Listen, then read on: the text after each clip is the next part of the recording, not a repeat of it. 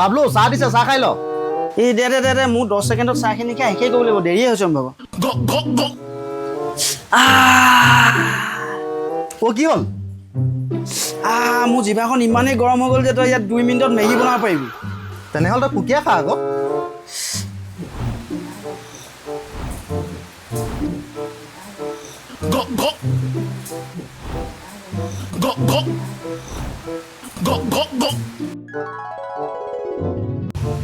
ঐ তই আকৌ কাৰ চিন্তাত মগ্ন হৈ আছ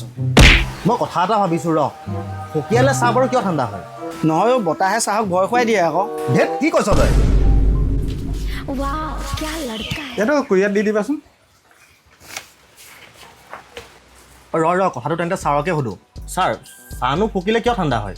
this is very good question actually চাহৰ ওপৰত থকা গৰম অণুবোৰ যিবোৰ পানী অণু থাকে সেই গৰম পানী অণুবোৰ বেগেৰে চলাচল কৰি থাকে আৰু যেতিয়া আমি চাহ ফুকোঁ তেতিয়া পানী অণুবোৰ সেই চাহৰ পৃষ্ঠভাগৰ পৰা আঁতৰি যায় বা তুমি ক'ব পাৰা সেই পানী অণুবোৰ বাষ্প হৈ উৰি যায় অৰ্থাৎ ক'ব পাৰা যিমানে তোমাৰ বাষ্পীভৱন বেছি হ'ব সিমানে তোমাৰ চাহখিনি অতি সোনকালে ঠাণ্ডা হ'ব